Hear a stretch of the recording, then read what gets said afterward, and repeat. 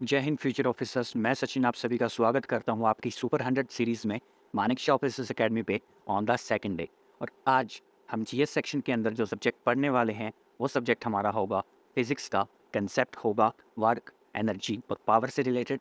और इंग्लिश के अंदर हम पढ़ने वाले हैं सब्जेक्ट वर्ब एग्रीमेंट से रिलेटेड चीज़ें, जहाँ पे हम बहुत कुछ सीखेंगे और दोनों कंसेप्ट को कम्प्लीटली कवर कर लेंगे। लेकिन उससे पहले हम डिस्कस कर लेते हैं एनडीए और सीडीएस के अपकमिंग बैचेस के बारे में।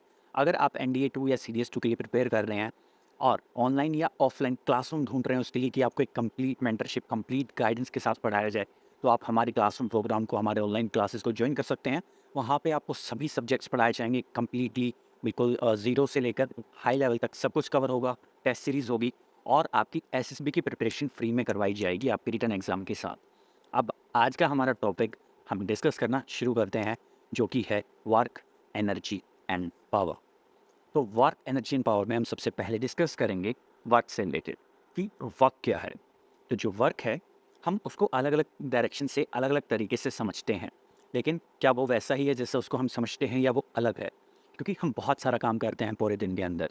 हम लैपटॉप पे काम करते हैं, पढ़ाई करते हैं, ऑफिस का काम करते हैं। लेकिन क्या वो फिज़िक्स के अकॉर्डिंग एक वर्क के अंदर आता है? आप काम तो बहुत सारा कर रहे हो, लेकिन उस काम को फिज़िक्स वर्क कंसीडर करता है या नहीं करता है?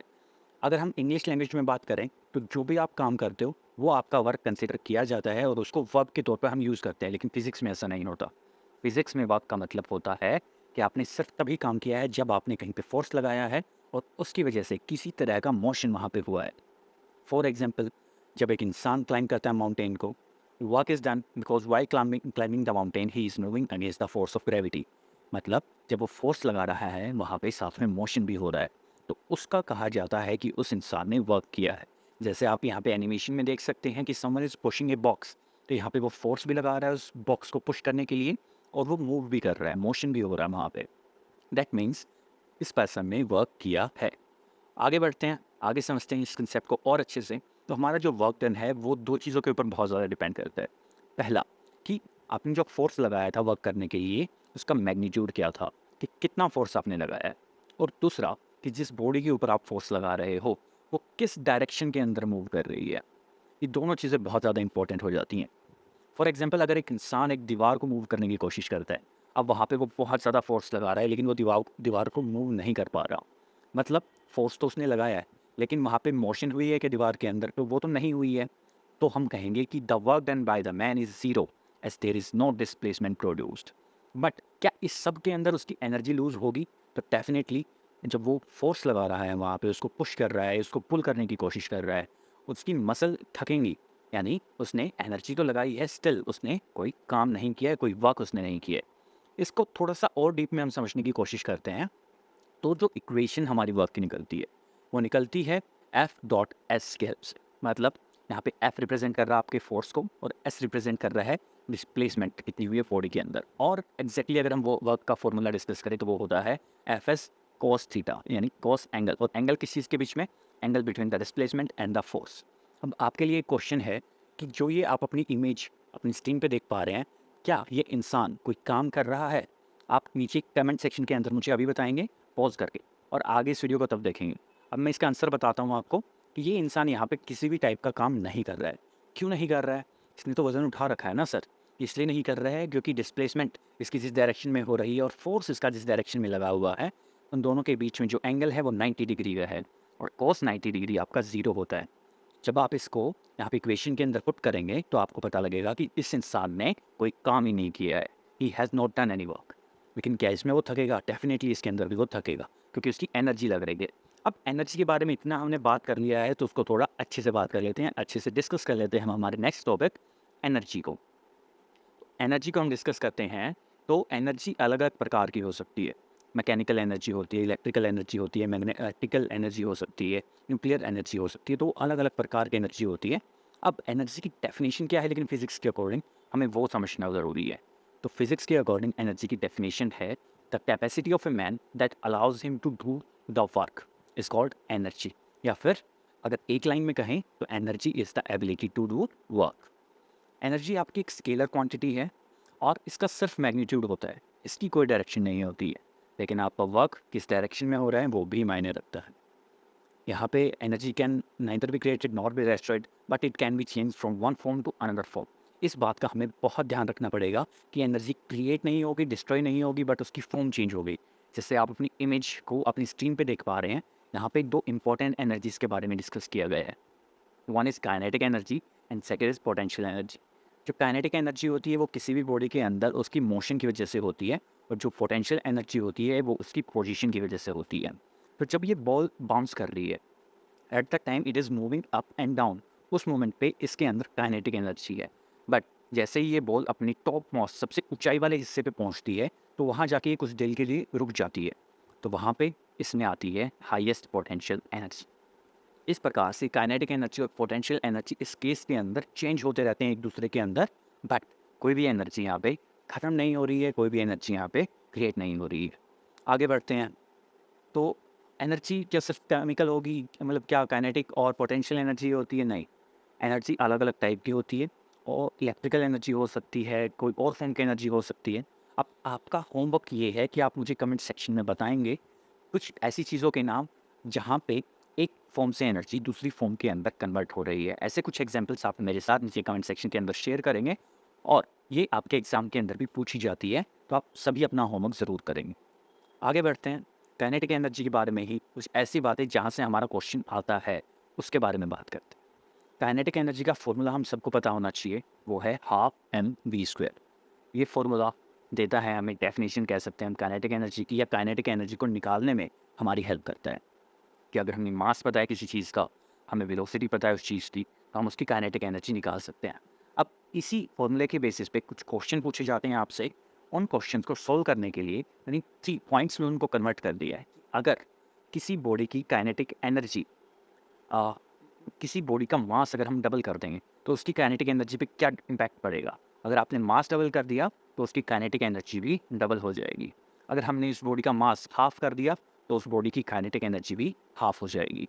और इसी तरीके से अगर हमने उसकी वेलोसिटी को डबल कर दिया, तो उस बॉडी की काइनेटिक एनर्जी 4 टाइम्स हो जाएगी। इन चीज़ों का आप ध्यान रखेंगे, क्योंकि इन्हीं पॉइंट्स के बेसिस पे आपके एनडीए और सीडीएस के एग्ज़ाम में या किसी भी और कॉम्पिटिटिव एग्ज़ाम में क्वेश्चन पूछा जाता है। आगे बढ़ते हैं। Half kinetic energy equal to half M V square. अगर मास यहाँ पे हमारे पास दिया हुआ है 40,000 kg, वेलोसिटी हमें दी हुई है 242 मीटर पर सेकेंड, काइनेटिक एनर्जी यहाँ पे हमारी होगी 1.17 इंटू 10⁻⁹ जूल। आई होप आपको ये कंसेप्ट क्लियर होगा। आगे बढ़ते हैं।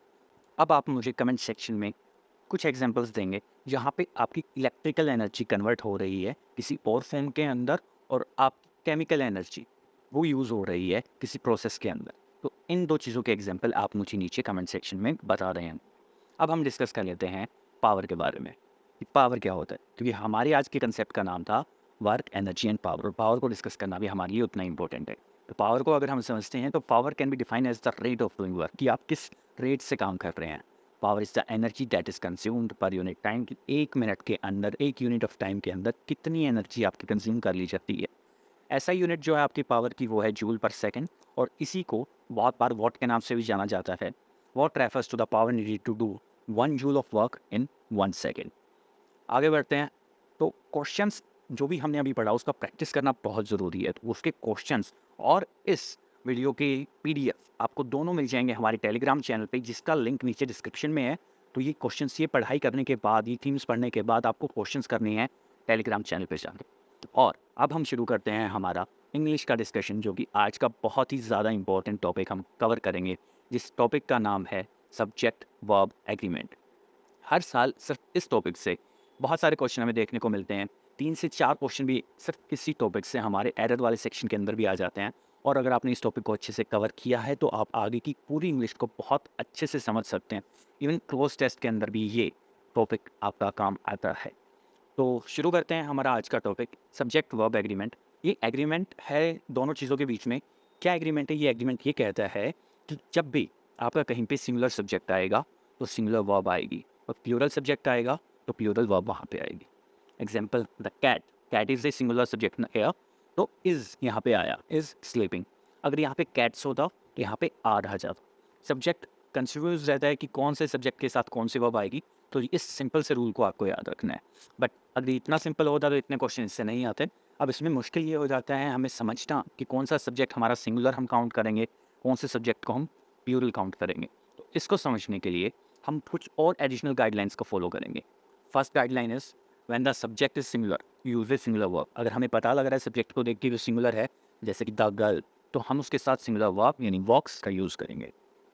सेकंड पॉइंट कहता है कि subject is a plural noun. हमें पता लग जाता है हमारा सब्जेक्ट जो है प्लूरल नाउन है, तो वहाँ पे हम प्लूरल वर्ब का यूज़ कर लेंगे। पहले दोनों गाइडलाइंस आपकी सेम थी डेफिनेशन के अकॉर्डिंग। थर्ड रूल की हम बात करते हैं, तो वो है कि जब आपका सब्जेक्ट कोई प्रोनाउन हो, और प्रोनाउन कैसे, जैसे ही, शी या इट, इस तरीके से इस सिंगुलर प्रोनाउन, तो हम वहाँ पे यूज़ करते हैं सिंगुलर वर्ब का। और अगर आपका सब्जेक्ट एक कंपाउंड सब्जेक्ट हो, तो कंपाउंड सब्जेक्ट मतलब दो ऐसे जब आपके सब्जेक्ट हों जो एंड से कनेक्टेड हो, या दो से ज़्यादा सब्जेक्ट आपके एंड से कनेक्टेड हो, जैसे जॉन एंड मैरी, तो ये दो आपके सब्जेक्ट हो गए, तो इसको एक साथ अगर हम बात करेंगे तो इसको कंपाउंड सब्जेक्ट कहा जाता है। तो ये एक प्लूरल वर्ब को अपने साथ में यूज़ करेगा। आगे बढ़ते हैं हम इसी के ऊपर टॉपिक को डिस्कस करते हुए। तो अगर आपका कंपाउंड सब्जेक्ट एंड की जगह जोड़ा गया है और से या नॉर से, तो वहाँ पे क्या आएगा, this is the most important point जिसके बेसिस पे हर साल क्वेश्चन आता ही आता है। तो यहाँ पे जो आपकी वर्ब आएगी वो आपकी क्लोजेस्ट सब्जेक्ट के अकॉर्डिंग आएगी। Neither the cat nor the dog is allowed on the couch. तो जो आपका क्लोजेस्ट सब्जेक्ट है वर्ब के, यहाँ पे द डॉग वो सिंगुलर था, इस रीज़न से यहाँ पे इज़ का यूज़ हुआ है। आगे बढ़ते हैं, when the subject is indefinite pronoun, जैसे एवरीवन, समबडी, ईच, अगर इस तरह का हमारा सब्जेक्ट आता है कोई, तो हम वहाँ पे सिंगुलर वर्ब का यूज़ करेंगे। Everybody wants to succeed in their life. Last and the most important point regarding the topic of subject verb agreement is when the subject is an indefinite pronoun that can be either singular or plural। अगर ऐसा कुछ आता है जैसे some, many, several, उस case के अंदर verb agrees with the noun or pronoun with the prepositional phrase। वहाँ पे जो आगे लिखा हुआ है उसके बेसिस पे हमारी verb काउंट होगी। जैसे एग्जाम्पल देखते हैं, सम ऑफ द केक, यहाँ पे द केक आया है, तो केक है, एक की बात हो रही है, that means has been eaten. और अगर यहाँ पे स्टूडेंट्स आया नेक्स्ट सेंटेंस के अंदर, सम ऑफ द स्टूडेंट्स, ना कि स्टूडेंट, तो यहाँ पे एस लगने की वजह से वो एक प्लूरल फॉर्म हो गई, तो हमने हैव का यूज़ किया, ना कि हैज़ का। आई होप आपको ये टॉपिक समझ में आया होगा। इस लेक्चर की PDF आपको मिलेगी हमारे टेलीग्राम चैनल पे। नीचे कमेंट सेक्शन में आप अपना होमवर्क करेंगे। अब आपको हमारे टेलीग्राम चैनल पे GS के क्वेश्चंस मिल जाएंगे। ये आपके PDF आपको इस लेक्चर के वहाँ पे मिल जाएगी, ताकि आप इसको रिवाइज कर सकें, और साथ में इंग्लिश के सब्जेक्ट वर्ब एग्रीमेंट से रिलेटेड आपको वहाँ पे क्वेश्चन मिल जाएंगे, तो आपको उन्हें भी प्रैक्टिस करना है। एग्ज़ाम तक हम लोग डेली इसी तरीके से पढ़ेंगे, और इस थीम बेसिस में हम हमारे पूरे सब्जेक्ट को, पूरे सिलेबस को कवर कर लेंगे। Thank you so much. जय हिंद, जय भारत, और चैनल को सब्सक्राइब करके ज़रूर जाना। Please subscribe our Manekshaw Officers Academy YouTube channel, and for further MCQs, practice questions, mock tests, PDF and study material, join us on Telegram and Instagram. Link given in the description.